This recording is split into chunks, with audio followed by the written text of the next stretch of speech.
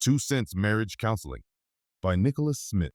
A 10-year-old black kid named Carter Davis is asked by his teacher, Mrs. Campbell, what he wants to be when he grows up in class. He doesn't know, but his teacher tells him he has time, and the report on what he wants to be will be due in a month. After class, he ponders this question with his friends Noah, Mason, and Adam, with only Adam knowing what he wants to be, which is a lawyer like his father Justin. After they talk, he is picked up by his 16-year-old brother Caleb. When the brothers get home, he witnesses his parents, Chris and Brittany, arguing, and it ends with Brittany demanding a divorce from Chris. The next day, Carter is depressed at school. When he tells his friends about his parents' upcoming divorce, he hears that his friends' parents all either went through a divorce or have had tough times in relationships. After Mason says he wishes he could understand why his parents got divorced and could help them, Carter decides to try to understand his parents and help other couples with their relationship problems. With the help of Caleb, Carter decides to set up a booth to give advice to struggling couples at the mall that coming weekend. They attempt to go to their father, seeing as what they say might help him, but their father is too depressed to listen. He says that he wants nothing more than to get back with their mother,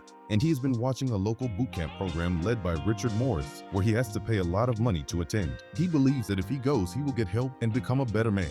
However, after his sons watch the video, they think it might not be his best decision and tell him to save his money. But with the divorce looming and their mother away, Chris remains heartbroken and sad. They continue to set up the booth, which is a table and a couple of chairs with a sign that says 2 Cents Marriage Counseling for 2 reasons. The first is that they aren't doing it for money, but to help. And the second is that when they tell their friends, Noah says, "You are just giving your 2 cents or opinion on other people's problems." They go to the mall on Saturday morning and set up their table near the food court. After an hour of not getting anyone to come to their table and almost giving up, they successfully helped a couple in their 30s named Ethan and Jamie, whom they heard arguing nearby. They initially hesitated about them because they wondered what these 2 kids knew about marriage. But after they got to the root of the problem, asked them what they could do about it, like Ethan being less egotistical and Jamie being less headstrong, and had them promise each other that they would be better people, they succeeded in helping the couple. As they do this without their knowledge, a camera person for a local news station records a video of them helping them and makes the video go viral online. The brothers don't know about this until their friends tell them about it at school and see it on the news.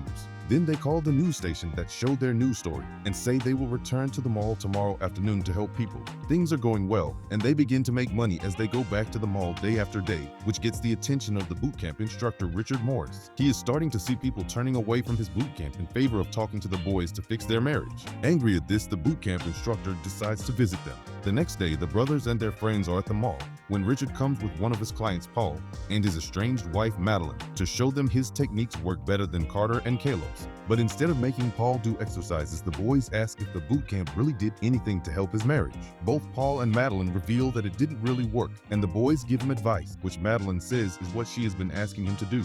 The brothers outshine Richard with practical advice instead of abusive discipline and yelling that Richard uses, which causes them to get angry and blame the brothers for his business losing money and clients. Richard then tells them how the real world works and takes the cash the brothers made from the people giving him money, saying that everything they make is restitution for the clients he is losing because of them. Caleb argues with Richard and punches him.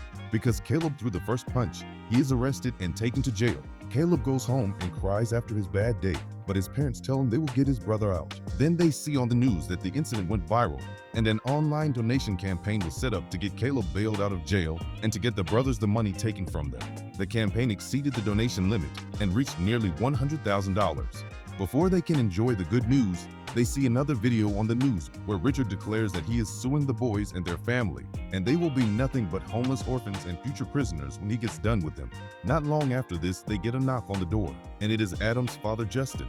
Justin is a lawyer, and as Carter is his son's friend, tells the family that he will take their case for free and defend them from Richard. Caleb is bailed out of jail the following week, and he, Carter, Justin, and their parents go to court. Richard sees the kids and approaches him to intimidate them, but Chris and Justin tell him to back off. Brittany is proud of Chris and smiles at him. Carter gets his parents to hold hands as they go into the courtroom. At first, the lawsuit trial seemed to be going in favor of Richard, who argued for his business being professional and that the brothers don't have a business license to operate. But after testimonies from different people saying that Richard was abusive like he was to the kids, things start to turn against him. Carter goes to speak and tells the court that he wants to help people and understand why divorce happens because he wants to help his parents. He apologizes to Richard and tells him that he didn't intend for things to be this way. Richard taunts Carter and Caleb jumps up to defend his brother. Caleb says that he will go to jail again if it means protecting his brother from monsters like Richard. After that emotional outburst, Caleb is escorted out and the jury goes to deliberate.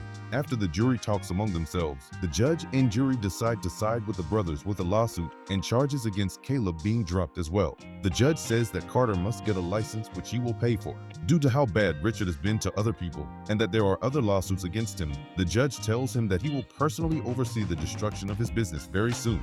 After the case, news reporters ask Carter and Caleb what they will do next. They plan to continue to help people, but more than anything, Carter says he started all of this to try and save his parents' marriage and pleads for them to work on their relationship because all he wants is for his family to be together. The parents agree to work on their issues, go to counseling, and try to make it work. They exit the courthouse as a happy family. In the end, Richard is having a bad time at trial, and the lawsuits cause his business to shut down. Chris and Brittany start going to counseling. The 2-cent marriage counseling business is thriving, but it is more online since the brothers have to go to school, and more licensed professionals from all around the country are helping out as consultants and volunteers and following their formula to solve problems. Caleb is doing better, and Carter's assignment is almost due in his class. His teacher asks him again what he wants to do when he grows up like she did at the beginning of the story. He tells her that he wants to be a marriage counselor when he grows up.